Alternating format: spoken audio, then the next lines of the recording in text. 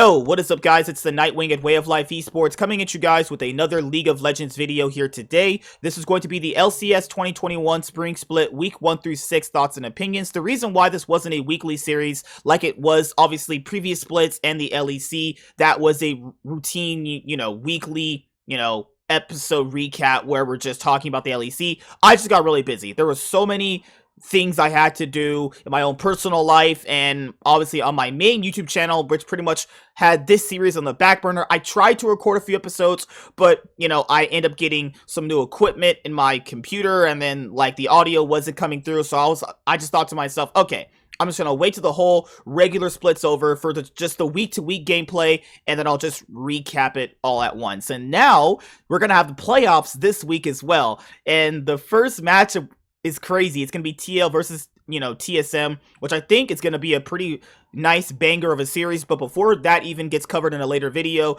just talking about the LCS 2021 Spring Split regular season. I mean, I'm just gonna ask you, man. You're a TSM fan. They finished second place. A lot of people had them out fourth, third.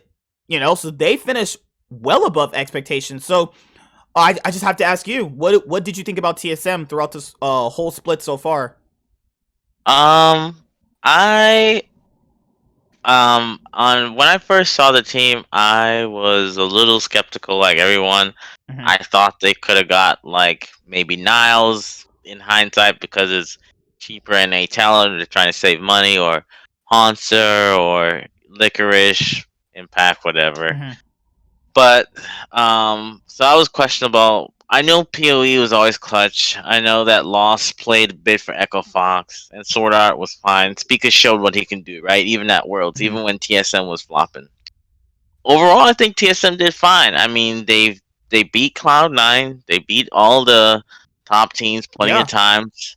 Reason why they secured a second spot is because they won. I think they won the head-to-head on TL. Yeah, they beat the team that was supposed to be better than them with the all-star lineup. They beat TL 2-0 in the split. That's crazy, actually. And they think they went 1-1 against Cloud9 and 100 Thieves. Now, my concerns were I'm not sure if they were experimenting. I'm not sure if they were trying stuff, but there were times where they went all in, and I feel like their record could have been better. There was 2 games where they, the one where they had 7K and they let it was Dignitas that game. The Dignitas game, they definitely could have won. But I'll do say this for Dig. They definitely played the situation they were in really well. It's just one of those things where it's I think Bjergsen said it a long time ago in a promo video for Cloud9 versus TSM a couple years ago. He was it doesn't really matter what position you're in. It's all about if you're in that position, just trying to capitalize on it he said something like that. And that's true, because I know a lot of people, specifically when they're talking about NA, they're only talking about winning from an advantageous position.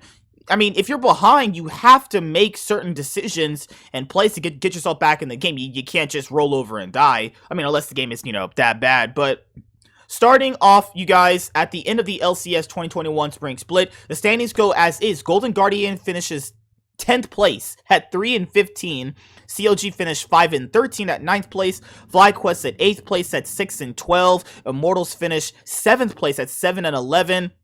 Evil Geniuses finished at 6th place, 10-8. Dignitas finished 5th place at 11-7. 100 Thieves finishing 4th place at 11-7. Team Liquid finishing 3rd place at 12-6, as well as TSM finishing 2nd place at 12-6, and Cloud9 finishing on top of the standings at 13-5. So let's start with Golden Guardians, because Golden Guardians were a team that everybody kept saying, oh man, they're new players and they'll be really good and they'll improve. Nope, that didn't happen at all. They're at 10th place. They I'm just gonna be honest here, dude. Remember the whole narrative of why they were gonna be better than CLG or Immortals? They don't have veteran players, so they're gonna be better. That's the actual most stupid, most retarded, brain dead logic I've ever heard in my entire life.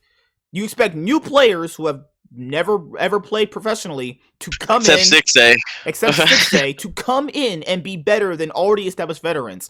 And I do agree, they can get better, but we have to judge players for right now. Newbie, that doesn't count as a player. Their Golden Guardians are actually 4v5. Newbie stunk. That dude is competing in his own fucking league for who's a worse support. Him or fucking Diamond, dude. Him and Diamond were actually running it down. Diamond was like, you know what, guys, I feel sorry for my performance. Yeah, we know. We had to see it for weeks. We know. Right. We did. We had to see it for a lot of weeks. That Golden was Guardians. I'll just say that I think it was. I feel bad for the coach in Arrow because he had. Remember, he basically 100 Thieves stole his roster and he got with this. I mean, they should be 100 Guardians. That's what I really call. I will continue to call them because that's what they are. They pulled off a huge heist by taking that entire team, but that's that's just the pandemic. There's Hey, nothing, they got a So. hey, to be fair, they got the money for their players, but I do think Golden Guardians can do something with these players to improve them. Like Niles, I don't think Niles is that bad. And you can Neither. see, like, I think he's actually pretty solid. Like I personally think on a team like Cloud9, Niles would be a lot more effective. Now Iconic, so the stats for Iconic that I was reading was that he's the most farming jungler in the LCS because he's just not doing anything. Like, he's just legitimately not doing anything. Iconic is just invisible. Like, Stixay, he's actually not been that bad, not impactful. Newbie is just as good as Diamond, so take that for what it is. Blaze Olive is irrelevant. Like, it's just not a good team. Outside of, like, Niles, it's just not that good. And I just couldn't get behind people on, like, Reddit or people we had here saying they were going to automatically be better. By what logic that is? Like, what do you have to tell me they'll be automatically better? Nothing, other than just, like, biased, stupid bullshit people want to fucking throw at you. Trash. You know what it is? I think it's one of those things like, and I don't mean to go all like controversial, but like, when back in the 80s, this might be before your time. So Larry Bird was like the great white hope for the Boston Celtics. So I think they were like looking at, this is the great NA hope, new talent, fresh, everybody. That's what they were looking at, and they don't realize you need some like it's a known fact throughout franchise sports throughout the world and the US. You need superstars, at least one. Like, that team has no superstar. Like, who? Stixay hasn't done anything since 2016. Let's be real. Well, yeah, 2016 MSI was the last time he was. I mean, the whole 2016 Worlds and MSI. 2017, right. It started his descent into whatever the hell I'm seeing right now, because this guy's bad. Like, the whole team is bad. Like, outside of Niles, I do give him credit. He's playing things like Pantheon, other aggressive picks top lane. It's just not going to work out. And anybody that says just because you have new players, they're going to automatically be better, you can just hold your fat fucking L, because you're dumb and you need to actually start looking at games. Now, looking at CLG finished 5-13. So, people had this team at like 10th. I had them highest as what? I think I had them at 7th, actually. I had them at 7, so they finished 9th. Not too bad, I don't think they're that bad, but the issue here is, like, they're the best, worst team. I think that narrative was correct. Yeah, that's probably what I would put them at. They get leads, they throw it. Reminds me of fucking Echo Fox getting, like, 10,000 gold leads and throwing. That's just all it reminds me of. Honestly, they didn't have Broxah or Finn for most of the split to a certain point. That hindered them. Do I think having Broxah and Finn would have made it better for them? Yeah, actually. They're not... If you look at CLG and isolate them away from, like, FlyQuest and Golden Guardians, they were better than them by a significant margin in gameplay. It's just more like roster issues plagued them, not in a bad way, just more like, couldn't get the players in time. And what do you think about CLG? CLG, I mean, towards the end, they went, I think it was when Pole Belter, and I think they went 3-5 or something like that. So Finn played pretty good, I think. I think I would not be surprised if CLG is vying for the 6th or 7th spot when the other remaining season. It's just this team, like we talked about in the first part of the fan cast early in the season. It's just you have these players, and it's just like leftovers. That's what like. I'm not trying to be rude. Thanksgiving leftovers that you take home after the night's over and shit. Yeah, like Wild Turtle from FlyQuest, Smoothie from TS. What was that? TSM from TSM. You don't want to relive that period. You were like, fuck no. pole vaulter from what I think he was on FlyQuest too, and then FlyQuest they switched. TL, yeah. Right, and then you got Finn leftover because he was the scapegoat for Rogue. Like it feels like Brock's a scapegoat, leftovers from TL. It's like it feels like it's a leftover team that that like it's in the fridge. That's all I can eat.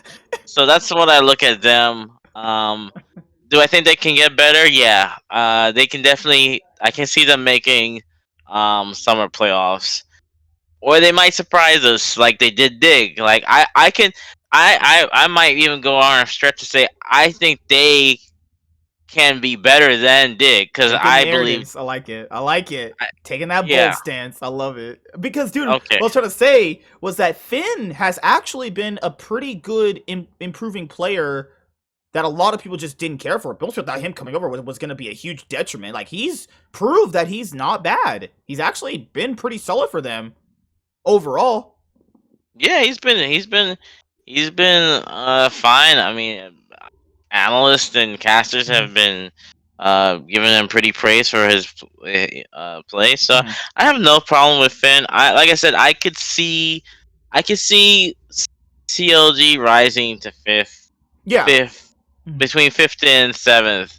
Because I don't think they're an eighth place team after seeing that. Because look what they did this weekend. And I'm sure we'll talk about it. How they.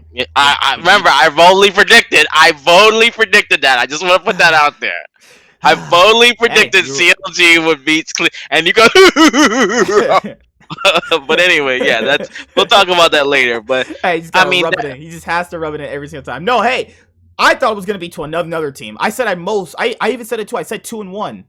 At most 2-1. I felt like we were gonna lose to one of these teams. It just felt like it, and it had to have been CLG because C9 already smacked around Dig and IMT before, so you have to think you have to assume it's only going to be the CLG because the game before they played with Cloud9 was pretty close actually. People were saying it was you were teetering on that point where C9 could have actually lost that game. So overall for CLG, I don't think they're the 9th best team. I think they're actually closer to maybe 7th. So come LCS 2021 summer split, I think they'll be around that 6th, 7th place material. FlyQuest was a pretty big letdown to a certain extent. And it's the same thing. I want to make sure I bring up. Remember when people take the C9 players? They don't work out. EG took C9 players. Other orgs have taken C9 players. They don't work out. Another way this happens, they took Licorice, Palafox, and Diamond. Diamond played most of the games for FlyQuest to split, so I'm gonna count that. Now, Licorice is on a bad team. Like, you can still see if you just isolate him in his individual gameplay, he's still a pretty solid top laner. And nothing indicates they should have gotten rid of him. And Jack saying some culture fucking nonsense. I'm not even going to get into that PR bullshit. That's just culture nonsense that maybe he thinks personally. I think they should have not replaced Licorice unless you got something better. But overall, Palafox, big letdown. Diamond actually just running it down. Johnson's not been that bad himself, but then again, he's not a player that when you could play. What was the champion that was really good for ADCs early on? What's his name? Seraphine? He was struggling a lot on that. Oh, yeah. Wait, was it Seraphine? I have to actually. Was it? I think Samira. There you go. At double S's. Yeah, on Samira, he just wasn't looking that good. Like, Johnson was underwhelming in another way. Jose Diodo only had hype because Twitch chat, YouTube chat. He's a pretty solid jungler. Worlds made Jose Diodo look better than he was. That was the problem. Okay, I'm just being nice. You're actually right. He's good to a certain extent, but he's not going to take this team to the next level. That's just all it is. That's it. No, he's not like closer. The thing is, the TCL players have so far shown that they can compete. Like Broken Blade and Arma are both in the playoffs right now in LEC. And closer, he's in the playoffs with. So the TCL is producing talent. Mm-hmm. Regardless, it's just Latin America needs to, step up. This is not me ragging. They just need to. I don't know what they need to do, but like his world, I think Jose Diodo is one of those things like we talked about. Remember when some people had 100 Thieves, clear cut number 1 or number 2, mm-hmm. and look where they ended up. It's like he had a great performance. It's like, oh man, this guy needs to come over NA and he'll make a difference like Levi. And look what Levi did. He did nothing on 100 Thieves. So I think he just got he was a victim to that, honestly. Moving on to Immortals, not much to say here. Guys, I'm being honest here, I just don't like watching them play. This is such a boring team. This is actually like, oh, dear God, blow my fucking brains out watching these guys play. I don't think they're terrible. Like, I don't think they're bad. Like, are they around 7th place? Probably. They're around that 7th place material team.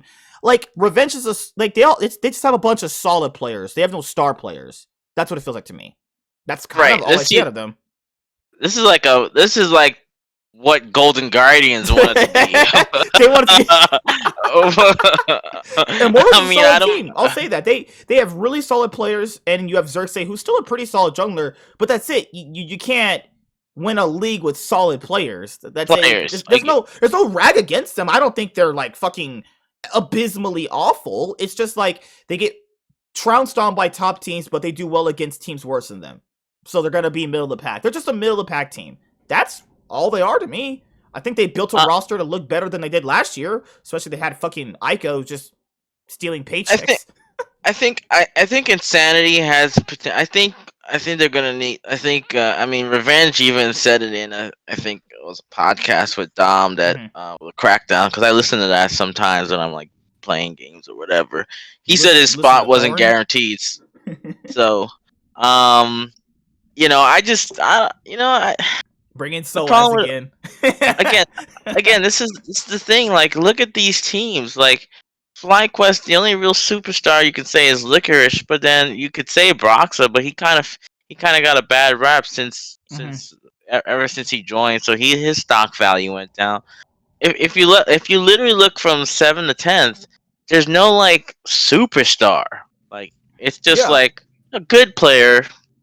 A good to average okay players, but that's where you're always gonna end up, 7th to 10th place. Like, you can't like that's all it amounts to. That's why I look at these bottom orgs to go like, okay, man, you guys got to be producing some new talent. But then again, they took risks on players no one would too. Like, no one would actually take a risk on in the way that later on, if they have like a good stand-up performance. I'll say this. Having a good stand-up performance on these teams will get you spots all the time. But you have to be standout. Like Niles, he's been standout in a way that you can see where it's going to go. With players like, oh god, Diamond. Hey, bro. It's fun seeing the LCS. You really don't like that guy. Really fun seeing the LCS, man. It was really fun. Bro, careers end as fast as my fucking time with women. Bro, that shit ends fast, dude. I tried to ask out a girl, and she said, LOL, you're funny. Bro, we're moving on. I got roasted. That shit was funny as hell. Alright, let's go to Evil Geniuses. So, Evil Geniuses... Let down. I thought this was a pretty strong team. Like, compared... Like, when we saw them in the LCS 2021 Lock-In tournament, they were pretty strong. But you saw the holes in their gameplay. Jizuke doing his, best drive-by Lucian impression to run it down against Zoe and just actually in games. Like, overall, I think Jizuke, he tends to be the scapegoat for them, but he's not their only issue, though. The bot lane is not exactly impactful. Impact is their only actual, pun intended, impactful player. He's the only thing really pushing them forward. Now, Svenskeren also realizes that because you see in their gameplay, Svenskeren ultimately, always pass towards top. He's mostly always topside anyway. Just the rest of the team just, is super lacking. Ignar is super less impactful than a player he's rivaled with, which was Sword Art and Huhi and Vulcan and all the other top supports in the league. Definitely is just better than the other worst AD carries than him. Where do you get this? I mean, personally, I think CLG needs to... Not CLG, I'm sorry, CLG, wow, I just look at this and I'm sorry, just so used to that, using them. I think, honestly, they need I could see, like, I don't know, I just feel like Deathly's just not it. Like, they need, like, a different AD carry. I think having a different AD carry would be better for them. Like, they feel like they want to have this super hard carry team in every position. I don't think... Like, because Deathly is often compared to Sneaky. I mean, Sneaky works in the ideal world where you have carry players in other positions, right? but the issue with this team specifically is that Juzuke is not a consistent carry. Impact can carry, but not consistently. They have a bunch of inconsistently consistent carries. That's not going to work. You need someone who's like a carry all the time, no matter what, because they don't play through bot lane, which is a big detriment, because in the other top teams, Dig, 100 Thieves, Team Liquid, TSM, Cloud9, all their bot lanes are carries. Go ahead. I'm sorry. Oh, no. Go ahead. Oh, I was gonna say, like, if you look at the, like, Drakes are so important since the changes, right? So most teams are gonna, like, it's either you play for Herald or you play for Drake, because once you get to the 3 Drake, it becomes tug of war. Oh, can you take the Drake from me, or I'm gonna take the Drake from you? Like, that's kind of how it goes. So bot lanes become more important, and you've seen what, like, a 2-item Kai'Sa or a 2-item Vayne can do now. They're spiking if they're getting ahead, and if you're not pushing that lead, like, this, if Definitely was, like, say, a Kabe, where you can rely on him, you could be like, okay, this team, I could see them jumping up a little bit above. I could see them challenging going 100 Thieves, Dig.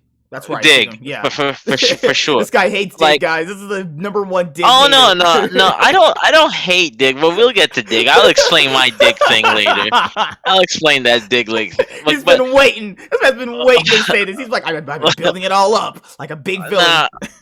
No, but, like, I think EG. First of all, think about this. EG just came into the this is what, they're gonna be almost a year and a half. Yeah. And they've already made playoffs twice, I believe. Or so they're doing pretty good for an org that just got back into the league, So I don't know what they're gonna do, and I don't know what they're gonna do. I just think that maybe try an academy player. Maybe you might find, because Deathly's just not, what you're getting with Deathly. Like, T9 knew what they were getting with Deathly. That's why they got rid of him, or they would have not, like, gone for Sven. But I mean, Sven is a world class ADC, so I can understand that move. Like, I'm not trying to compare Deathly to Sven, but I think also it's one of those things where I don't think Ignar likes playing with Deathly, because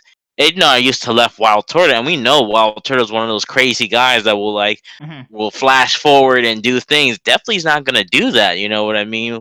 Ignar likes to roam, and I just don't feel like Ignar is doing what he did when he was with PoE, which again brings up the whole thing of, when you build a team, are you building it because you just got the name, or are you building it for synergy? You know what I mean? Yeah. So let's see what happens. It was one of those things where, like, before the whole split started, I do think they made the right moves in terms of upgrading their positions, but it's not always about upgrading your positions. It's about, do your pieces match? I think every piece match except for AD carry.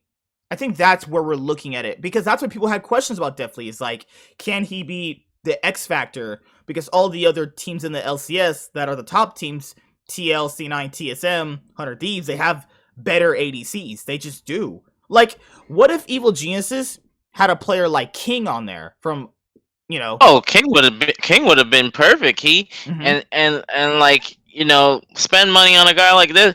Like, I like King. He performed decent. They almost got Mammoth. Almost at that time. Almost got into the. They came super close to getting at one point at Worlds, or I believe MSI, or I forgot which one, but they came really close. So they're players that I think, or even Cody's son. I think Cody's son would have been. Dude, he'd be amazing with Ignar. Yeah, he'd be amazing, because Cody's son's a guy that wants. He gets a lot of flack, but it is what it is. I also personally think that a player like Cody's son would want to be around a player like Ignar, and he's generally a player that's been never surrounded by players that want to particularly give him resources, but that's fine. Ignar will definitely find a way to, create lane advantages where you're going to be impactful. So in terms of Evil Geniuses, I think they just need a different AD carry, and I think that is when the conversation will start going, okay, now you have a consistent carry, because all their carries, you can't bank on them playing that well consistently, and the players are good. It just, I don't know what's really going on here. Is it team cohesion? Is it maybe that they're buying into Juzuke's playstyle? Well, we'll never know. Dignitas, The biggest surprise of the split, finishing 5th place. Okay, so there's so many different arguments you can make for them. Did they only do well, because other teams with better players, didn't obviously perform to expectations? Specifically for this split, I don't know if you could use that argument because if you just discount Evil Geniuses with, I think, genuinely better players to a certain extent, Immortals, FlyQuest, and CLG and Golden Guardians don't really have better players than Dig to a certain extent now that we're looking at it compared to what we had before, which is kind of no info on this new team.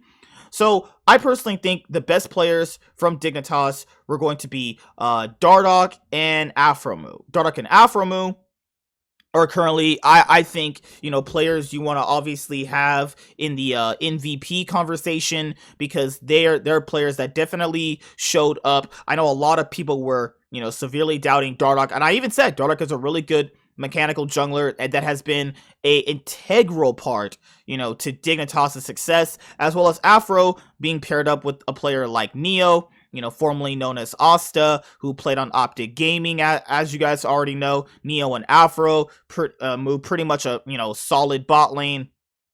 And I personally think that, the way Dardoch has been pathing, the way Dardoch was actually having his jungle pathing, you could see where he was ultimately being impactful, but not being too selfish with his leads. I know, like, in the past, Dardoch was, extremely selfish, with his leads, and he was, always being that hard carry NA jungler. But the problem now is how Dignitas, finished off the split. They finished, not as impactful, but I also think players like Saligo and Fake God also had some pretty good splits as well. Fake God having really good performances on Gnar. Also, you have to kind of factor in, Fake God and Saligo were players that, nobody really anticipated to do well. I sure didn't. I had Dignitas at like 8th place, honestly, for this split in particular. And I also think that when you're looking at this team, the way that they, at several different moments, played from behind, I thought was really telling. So overall for the split, I definitely think Dignitas definitely made a name for themselves. And I really want to see what this team can do in playoffs. Can they pull off a massive upset, which would be interesting. So let's look at the other Dig games they actually played this week, because I'm pretty sure they played up against FlyQuest on week 6. So Dig played up against Cloud. Now, Team Liquid, they lost. Shit the bed. Oh shit, yeah. Dig definitely looked worse as this week went on. The only game they won was against FlyQuest, who they were better than the whole split, so that's fine. But they lost against Cloud9. They consistently get smacked around by teams like Cloud9 and TL. It's like literally they lose before the game even starts. It's just so bad. But if you discount them losing to teams like TL and C9, they look pretty solid. And like overall, I'm glad a team of all NA players did well.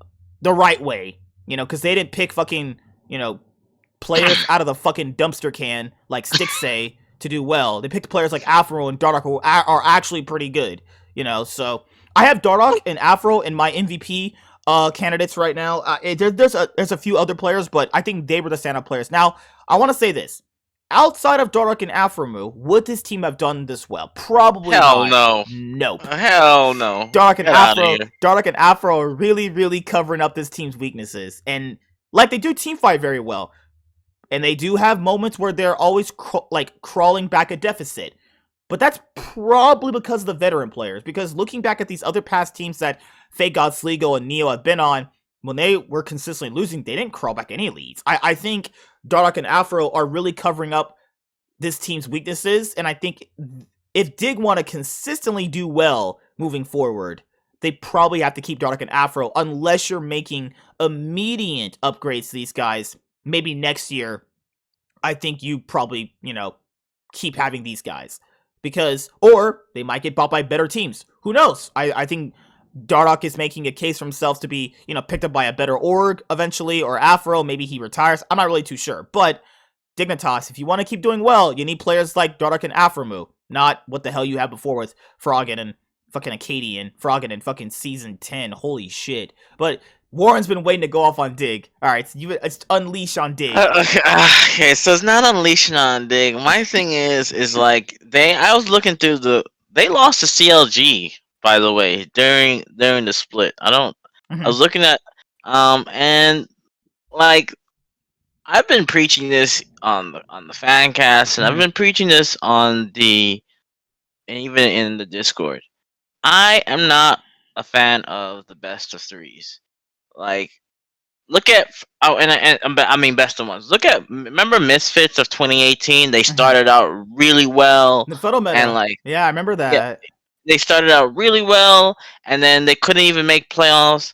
Like best of ones, it's all about on that day if you're good or not. Now, granted, you should have preparation and whatnot, but I just don't. I feel like if this was best of threes, I see them a little. I see them actually seventh or 6th. I see them seventh or 6th, hands down. Like, cause you're gonna have a draft meta. You're gonna have that. That's why I want to see if Dig can win the best of 5 against it'll be a big upset, right? If they beat 100 Thieves, because I think that's who they play in the first round. If they 100 Thieves plays Cloud9. Dignitas will play one of the losers of that matchup, actually. Right. So if Dig beats Cloud, if I mean, because you can get either team. That's a seesaw, right? That can go either way. That's crazy. When we get to that later video, TL versus TSM, holy fucking Christ, who do you pick? Because both teams are great. Right. So my thing is that like Dig is like, I don't want to call them a lucky team because that's disrespectful in a sense. Like, it's like, oh, lucky, but like I agree with someone in the Discord was like, a lot of the times teams did throw.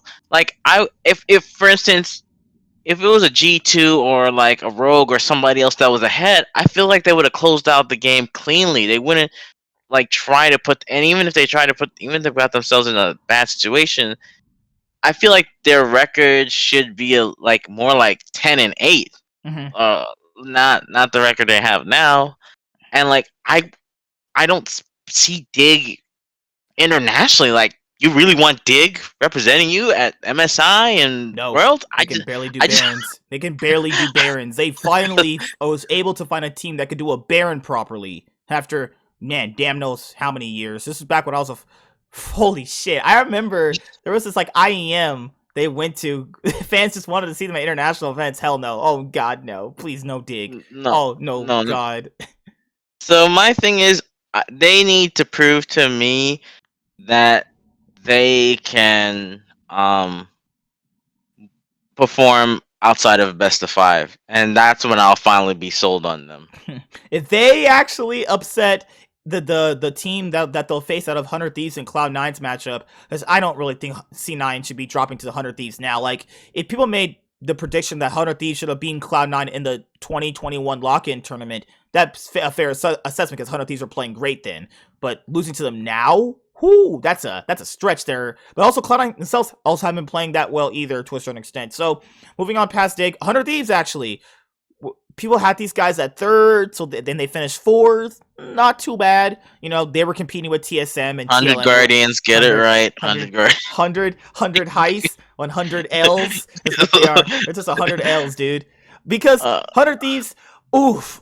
Okay, so we'll talk about the Ryoma and Damonte situation first. So here's what I'll say about that. Terrible decision. Yeah, I think it was terrible because the logic behind that, for anybody that's new to watching these type of leagues and sports leagues, it's just that when you make a change, it's supposed to be an upgrade for what you didn't have before. Well, Ryoma isn't an upgrade and doesn't play mages better. I don't care what they thought. He doesn't. He literally does not play mages better. But Damonte also isn't that great either. So that's the problem they have. Do I think Damonte is a stable NA mid laner? Yeah, sure. But 100 Thieves want to win a championship. And that's why I said earlier on in like the other fancast, podcasts that we actually have, is that would 100 Thieves be better with a better mid laner? And everyone said, well, yeah. There's a few people that said, but he's so stable for the team. Logic, people, like, hold on. Logic, you guys got to be using here. What I specifically said was, if they had a better mid laner, would they be a team that you're considering a title contender? A team that is a threat to TL, C9, TSM? Yes, because they clearly can't do it with Damonte. They're clearly not going to be doing it with Ryoma. I don't know what other better mid laner they can get in the future, depending on how the roster, shapes up. But Damonte just isn't it for the team. And I get he was a core integral part of Golden Guardians last year to success. This is a different team. This is a different org to a certain extent. They have it's hard to say. Like when Golden Guardians did really well, like last year toward the very end of summer, I told people, did they only do well because of the patch? Did they only do well because they're peaking at the right moment? TSM shit in the bed? Who knows, right? It's looking like right now when they got to like an org like 100 Thieves for these players with like someday right there, it just maybe feels like the pressure got to them because like now they're not the underdogs anymore. Now you're the players that everyone looks at as to be good now. They're the players that people thought were going to come in and be solid third place team. They were third, fourth in most people's power rankings, which is pretty good for 100 Thieves actually. And now the pressure's on these guys. Like Closer, he was underrated last year. He was like the second best jungler last year. FBI stood out. Who he stood out. Damonte stood out. They all stood out. So having Someday would be an immediate upgrade to the roster. But now it feels like when the pressure got to them, they kind of just started folding. Also, their drafting got worse. Their map movement got worse. They would actually start winning a game that another team threw and then did their own fucking cosplay to fucking run it down in their own way. Like Someday, I think was pretty strong, but then again, he's just not. It's like you're about to get a girl to come to your house and have sex with you, and you just can't finish properly. Though I know that all too well because I've had sex. I have sex with a ton of women, as you guys already know. But your hand doesn't count, man. Stop it. I hate you so much. What do you think about 100 Thieves? 100 Guardians. Because I refuse to call them by their 100 names. L's, man. 100 L's. What will I say? I think Emily Rand. I'm thinking about that champion. Emily Rand brought up a good point. They should have just said, okay, you can't play TF, you can't play Galio. Play other champions that give you prio, Damonte, like Rumble, Silas, things that clear the lane, because that's what you like doing, right? You like roaming and being the bootleg Doinby of NA. That's basically what I guess. So you like to play the side lanes, like you just you're a professional player. All right, you guys are winning with this. Play with the play style. Just do it. Like why? Like you're doing this, and then this is hurting you. Like I could see if I wouldn't have mind if they took out Ryoma when they had like 2-3 games left, like 3 games left. Okay, you want to see, maybe you might want to do a switcher, but like you just kind of messed up. I mean, they ended up in the top. They're in the top bracket anyway, right? So I guess it's fine. But like, could you imagine if this was like they would have been starting in the bottom or something like that? I believe so. The issue here I have is like they didn't. What a lot of people think is that you need a hard carry mid laner to win. No, FPX and Cloud9 proved you don't need a traditional hard carry mid laner, though that issue will get brought up later on when you face hard carry mid laners. If you have a style like Damonte and Closer, I look at them as, the bootleg Cloud9 from last year. You have to buy into that playstyle. You have to play through Closer, or it has to be vice versa, or it has to be super in sync like Tian and Doinby, Niski and Blabber. Rookie and Ning were a pretty nice, good 2v2. I just don't think they ever bought into that playstyle, and they were just getting a stable mid laner that just wasn't going to auto lose. Now, you were thinking to yourself before the split started, he was going to be the best mid laner 100 Thieves ever had. And that was a pretty good standard because they had some dog shit mid laners like Ryu and fucking Ryoma. I don't know, man. I think also that sometimes they're not playing to Someday because the thing is FBI is going to do what he do. So then play to Someday. Get Someday ahead if you know Someday can carry. Why does no one ever play to this guy? This guy's actually just dominantly winning his top lane all the time. He's just in here like, can I get a team? What's that black guy mean? Help me! Help me! Please help me! Like, why are you running? Like, why are you running away from me? It's like they did in the locking tournament. Remember, he was smashing his lane and Closer went up there to help him? Why were they not doing that? He's been somebody that's been consistently winning his top lane matches. I don't think I've ever really watched a game where he's just been, unless he's camped, he's mostly always winning, or he's going even. The man, he can't do anything better. And people, I think on Hotline League last night, fucking brain dead logic. Oh, he can't finish as a top laner. Yeah, when your whole team is just like Stop looking it. at you like you're fucking invisible, then it doesn't matter, dude. It's like going outside or being around a bunch of girls, and yeah, you probably could get girls if you talk to them, but if they don't see you as like a human being, it doesn't matter. Like it feels like most 100 Thieves rosters, they just look at him like he's invisible. Like play through this guy. That's all you gotta do. Schalke does it, and it works to a certain extent, but you can see like what it'll be when you play through your top laner, play through someday. Or why doesn't Closer go in bot lane more effectively? It just feels like they might have to work out their kinks in the jungle position, because Closer gonna have to turn around, buddy. But now moving on to Team Liquid, were they a letdown? No. No, I don't think so. I think they had a few rough weeks.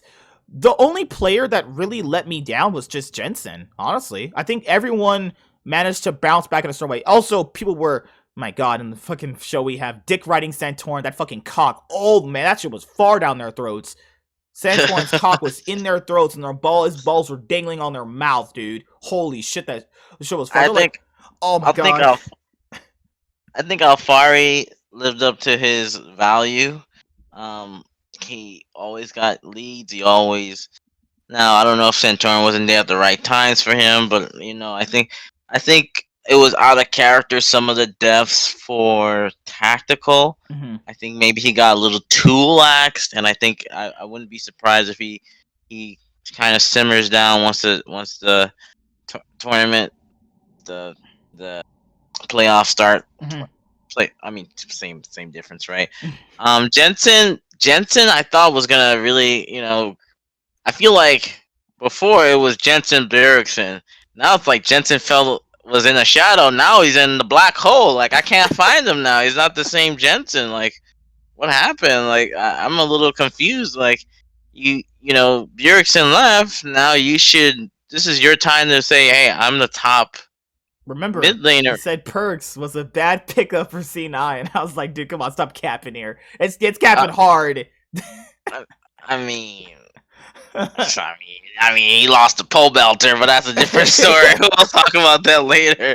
But overall, I honestly, I think Santorin is a good jungler. Mm-hmm. I just feel like the hype was too much. Bro, like that cock was in people's throats. I'm like, Santorin doesn't make them better. He makes them stable. That's what he makes them.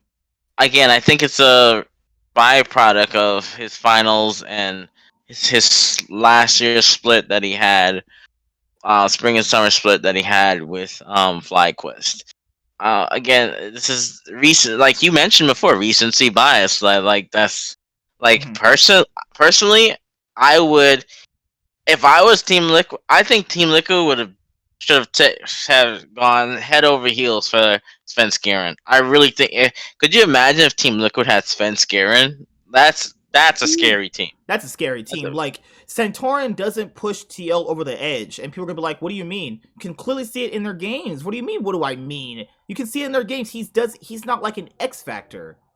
He's a guy that plays towards his lanes. That's really all he does. There are certain games he carries, but then again, I mean, that happens when fucking Blabber's over here giving you a 3 level ahead jungler, giving a fucking Hecarim a bunch of kills. That'll happen, right? But right. with Team Liquid, I think that there was a few weeks where their performance was really suspect. A lot of the drafting, not even just drafting, a lot of it was just more like the team fights were all bad. They were like running all in at the same moment, not layering their CC properly. I think most of the players were fine. Just the biggest letdowns for me, because I knew Santorin wasn't going to be a big X factor for them going. And I said this is the reason why they won't be better than Cloud9, because Blabber is just a much better jungler. And then you also have Jensen not having the best performance. Tactical and Core JJ are integral to their team, but then again, most of the games they lost were not on Core JJ. I don't want to say that, but it just feels like if he's not a center carry for the team with Tactical, they don't really do much. And they should be a much faster team. But then again, Go ahead. No, that's it. Oh, I'm sorry about that. I think compared to, remember, Spring Split, they added Broxa the same time, and they didn't even make playoffs. And now they go from being like, I think it was 8th, or I think they were 8th, and they end up being third, and they were actually lower in the standings for a bit. I think they were fifth, sixth too. Yeah, they were. And they turned it around. So I think Team Liquid's trending in the right direction. I think they're finding their identity a little bit better and knowing how to play the game. And also we kind of showed the drafting as well. I see. I'm confident that like they're gonna be. I think they're just gonna keep getting better. I wouldn't be surprised if Summer start their the number one team. And now moving on to TSM, the team that pretty much also surprised everyone to a certain extent, but how good they were actually playing the game. Oh yeah. I'm gonna do the laugh. Oh my god. I'll say this. Power of Evil and Sword Art definitely had some pretty nice stand-up performances throughout the split. Huni, though wasn't a star player, was a really nice, stable player. This guy was able to play. He was finally able to play champions that you probably wouldn't think were his playstyle. That he played pretty well. Like they put him on Shen, Gnar, Jace. He played well. He played well the split. Did he have an outstanding breakout split? Fucking throw the whole keyboards out, get the hoes in, get the strippers in? No. But he had a really good performance because people thought that, they have Hanser and Cody-san in the back line just waiting to play. Nope. Huni proved that he's a pretty solid top laner for this TSM. Spica's still a pretty solid jungler. Probably still top 4 in his role. Power of Evil, arguably best or second. Top 3 mid laner still. Probably now at the second place spot considering you just had this split. Lost. It's so hard to say. He had a lot of run-it-down games early on in the split. I think he got better toward the later end of the split, but it was fine. And Sword Art has just been their integral piece to how they've been succeeding. So, what did you want to say, man? Well, first off, he's like, where do I start? I had TSM 4th because I was looking.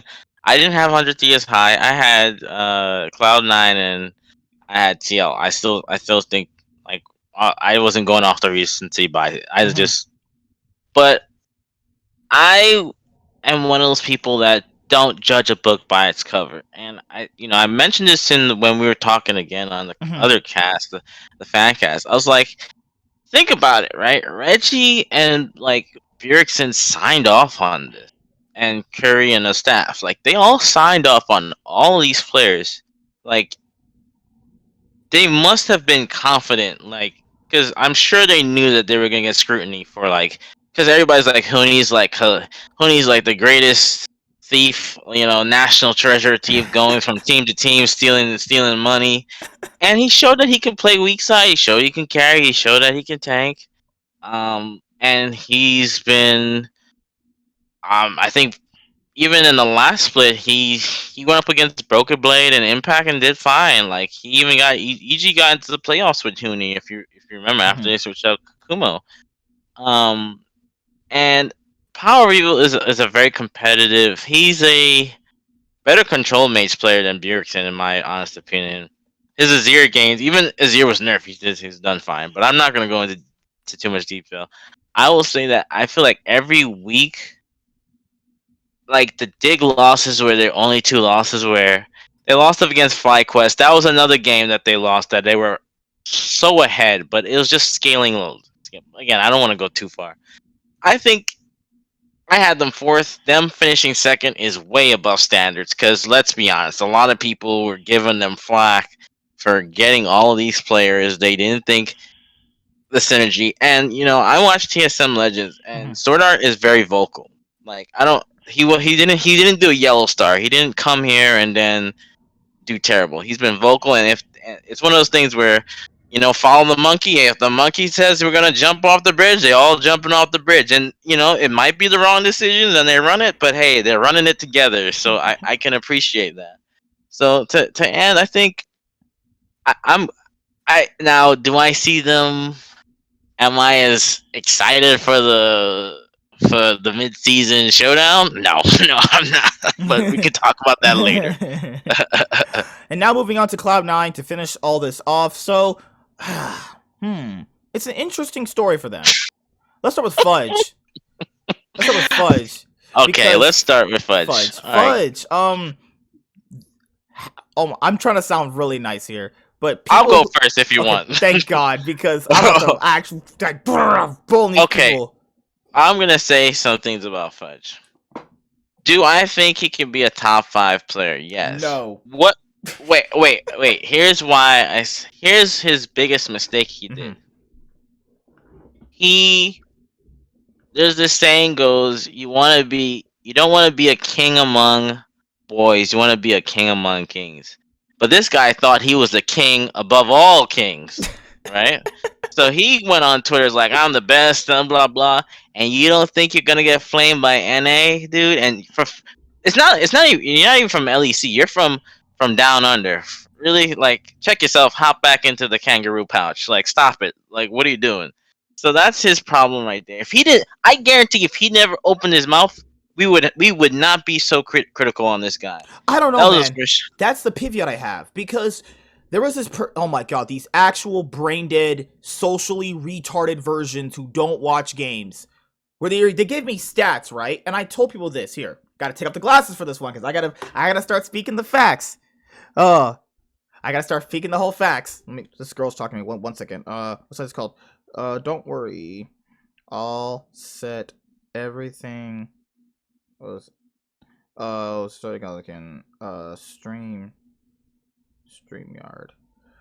I'll set everything up. So here's what I'm trying to say. Fudge, if you look at, because I'll go into the stats argument in just a moment. If you watch a game and you can clearly see the player isn't good and he's losing 1v1s constantly, and you give me stats and you say he's never been a first blood victim, he's got a lot of jungle proximity, he's been up your mom's ass, I don't care. I actually don't give a shit, because when you watch a game, those stats do not reflect him dying consistently, him being a big detriment to the team, and it also doesn't reflect he is a big integral weak part of the team. That's what stats don't show you, because you know that there's a stat with a jungle proximity, right? Well, you're gonna have high jungle proximity if you have a high ganking jungler like a Xin Zhao or an Evelynn, right? Well, that's just going to be par for the course. You're going to be a high ganking jungler. When people say these like stupid stats where he's never been a first blood victim and blah blah blah, that isn't okay. Guys, what I'm trying to say is that doesn't matter. You can clearly see in the game, like, we have eyes here, right? We're not fucking Ray Charles and Helen Keller, right? We have eyes and we can see. He's not been playing good. Even admitted himself he's not playing good.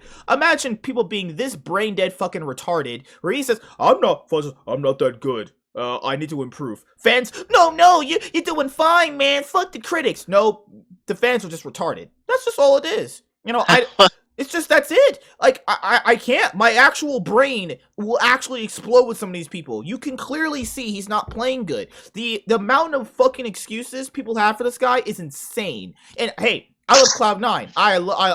I'm obviously one of the biggest fans, but I'm not some fucking C9 apologist where every player that's been through their fucking org has been good. Obviously, I'm gonna praise them when they play good, and I'll praise them when they play, and I'll obviously talk in the criticism of when they play bad. That's just how it's gonna work, right? He's not been playing good. Stop giving this guy excuses because you just want to be the guy that says, it's one of two things. You want to be the guy that say, oh yeah, I told you so, I told you it was really good. Or you're the guy that says, no, he's developing. That fucking development argument is retarded. You want to know why? Because developing doesn't mean I just can't say you're playing bad right now. We're judging them for right now. Because let's look at another team. Another former teammate that Fudge had in the past. Diamond, who was on FlyQuest. He got pretty hard flamed. And then ended up actually not on their roster because they started playing Dreams, right? What's the difference with Fudge? He played pretty bad himself. He didn't play as badly as Diamond. It's not what I'm saying, people. What I'm saying is people have this like list of excuses for him, and you can clearly tell he's playing bad. Blabber has to literally cover his lane or he loses consistently. That's why Blabber gets to be an MVP, also in the more nod for a lot of people because of how much he's able to consistently cover for Fudge, right? Like, people are talking about, oh, he'll improve, and everyone who's talking about Fudge is being emotional. No. No one's being emotional. You're just some dumb idiot because you're that's emotional, saying he's going to improve when you can clearly see that he's playing badly right now. Yes, he can improve. No one's saying he can't improve. No one's saying that. All we're saying is right now he's not playing good. Dude is like the 8th best top laner with the amount of excuses for him. Like, I even proved this last week, and I know I was right. Finn was better than him. Was that not proven? Like, am I sitting here fucking watching?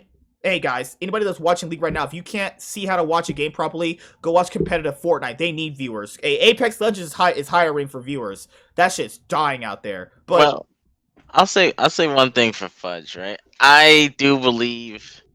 All right, you're out, man. All right, you're I out, can't. Warren. See you later. I'm just kidding. I'm just I kidding. don't see him below six top lane. I just don't. I'm Because exaggerating. He's like the sixth best top laner. I'm exaggerating, like but you know. think about it. Like they still Cloud9 still ended with a They still did 13 and first, dude. But they didn't first. end first because of Fudge, though. Come on. No, I know that. I'm not saying, but like if let's say if it was better, let's say if NA was better in a sense, punishing the weaker player, and like maybe they probably dropped down the third, maybe even fourth. So credit to them to I guess band-aiding, and I'm sure he's gonna look over his videos. I'm sure he's gonna see what he could have done better. He did have some decent highlight performances. I don't think he's but I think he's within the 6 players. I just don't see him top yet. I think he just realized that he needs to slow his roll and realize that you need to prove, like when Broken Blade came, he just said, "Hey, I just want to prove myself." He didn't say everybody's crap in NA, and he showed it his first like split. Like I think they got to the finals of that of spring. So Yeah. like yeah. That's what I think about Fudge, but like, I mean, there's other slews of issues. With Cloud9. Okay, so it's the other ones are stuff I can't really personally speak on because we're not in their game specifically. Because if you just specifically talk about their gameplay, they like to thrive in this weird chaotic style that we don't know if they're just consistently losing early games because they're just worse, or are they losing early games to limit test, or other arguments that are maybe they're playing compositions that don't thrive that much early on like they used to, but it's like the rosters they had previously, which were quote unquote worse, not outside of that title they won in that one split for spring last year. They were pretty fast. Like they were a fast paced team. Like they were getting shit done like every minute of the game, just getting shit done. Yeah, they had a 26-minute average gameplay. Yeah, I remember. It was like I think Blabber's still pretty good. Perks, despite not looking overly impressive, wasn't getting gapped consistently, except the Pobother game this week. I don't know what the hell is that. Like if you discount some of those games, he's looked pretty solid. Sven and Vulcan, what, like second or first best bot lane, competing with Tactical and Core JJ. I think the issue here with Cloud9 is, a lot of the mid game mistakes don't make sense. There was a game against TSM where Perks is face check. They just killed Blabber in the TSM game, just killed him, and Perks face checks a bush. They're obviously going to be there, and he blows his flash. Vulcan has to waste Black Shield on him, so now the Victor doesn't have flash for Baron, and then now Moore doesn't have Black Shield until it comes up, obviously, again. So I don't think Cloud9 were obviously the worst team. I think they still were a little bit ahead of the competition, but not by so much, though. TSM, if Cloud9, let's be honest here, they weren't going to lose to Immortals. They barely lose to IMT. If they lost to Immortals just by some fucking miracle, there's going to be a tiebreaker for first place between TSM and TL. Like, it was legitimately a conversation where, hey, they could ultimately finish maybe second or third if the situation had played out that way. I do think they have issues. I'm not a person that's like, oh my god, C9 cock all the way down my throat, deep down like a bell of danger, be taking those fucking dicks, dude. No. Fucking cum-guzzling fans out there. Holy shit, there's some cum-guzzling C9 apologists out there. You guys gotta straight up look at these games you're watching. I swear to god, I feel like people just don't actually watch. They have this idea of what they're playing like. My god, when Sneaky was playing, everything was so good. C9 in first place? They must be playing really well. Just because a team is first place doesn't mean they were playing good in every single game. Did they play good in a lot of games? Yeah, sure. But they played bad in a lot of games too. Gotta call it out for what it is. And I definitely think Fudge has not been that good. I'm sorry, people. I'm not gonna sit here and give him like some like leeway pass. I don't do that. Everybody gets flame on here. What the hell? I think Perks. If Perks played, I'm not saying reserve, but I think if he showed just a little more respect, like I feel like some of the picks he had was a little bit disrespectful for That somebody LeBlanc game, man. Holy shit.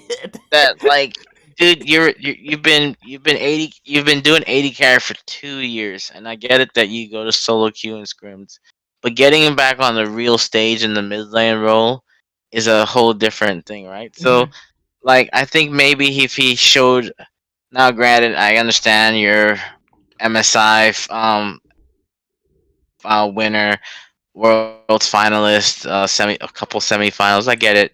I mean, like, why show NA any respect? But I think that played a factor. Hey bro, Demonte's a world class mid laner. Okay, I think we should end the show right there. Hey man, but like, hey, I calls a lock. I sees it. Hey, you said fucking RGS was gonna be better than Perks. Remember that? I'm just fucking kidding. no. Just, I don't know. I think Cloud9, if they, this, I over I don't know. Actually, the better question: do you think LCS leveled up or they leveled down? It's hard to say. I know there's been takes on that. This is what I'll say.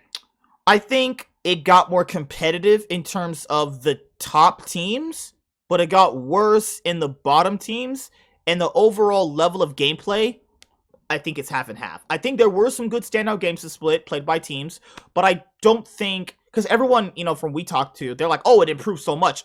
Really? It improved so much? Jizuke ran it down 2 times in our faces. I swear to God, I actually think TL and TSM just fucking win traded in one of their games. That shit looks so suspect. I'm not saying it happened, guys. I'm just fucking joking. But like, I would hope not. I hope not. Holy shit, because fuck. But like a lot of the games, because I think people just want to be like the positive Nancy. I'm not saying being negative is the right way either, but you got to be realistic. It's more like being realistic. Did the games get better? To some aspect, yes, I do agree.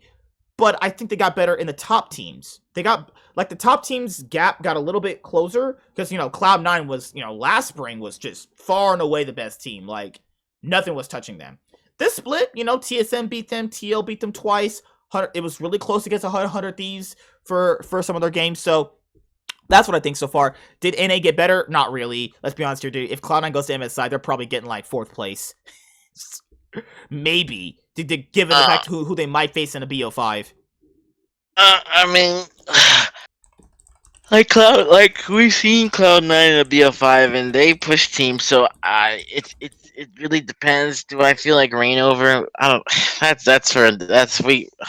First of all, we gotta see the teams that get there. I'm not confident. Too confident in the teams until I'd have to see how the tournament, the MSI lockdown.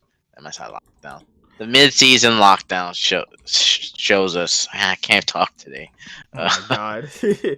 Yeah. So, like, do I think? I definitely would say I would rather either TL or C9, not even TSM. And I know crazy, the realistic TSM fan. Realistic TSM fans, those don't exist. What the fuck? I'd rather TL or I definitely would rather TL or C9 representing us internationally. I think people gotta realize, I think it's understandable to want C9 there. They've had the most international success, and it's always shown they're willing to adapt. And that's a good thing. Like, when I look at TL and TSM, it's like, I get so scared for them playing internationally because, like, you get this feeling like, can they adapt? Can they really actually play this type of style against these teams?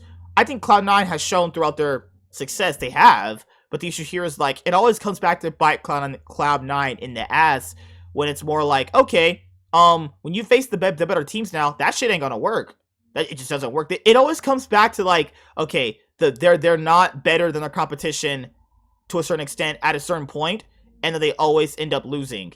But it's not because of them being inherently bad. It's like, at a certain point, as you've been watching sports or, like, competitive sports, eventually not having the better player does bite you in the ass. It just does. It always happens. It really does. It comes down to who's gonna make the play that decides the game. Dude, always watching Jensen shit the bed. Man, that shit. Whew. I love me some fucking Zanya. So Zanya plays, if you don't hit Zanyas, bro, hitting Zanyas is fucking amazing. I remember Faker that same year didn't do it in one of the best of fives, and they called it's a SKT Jensen. That shit was hilarious, man.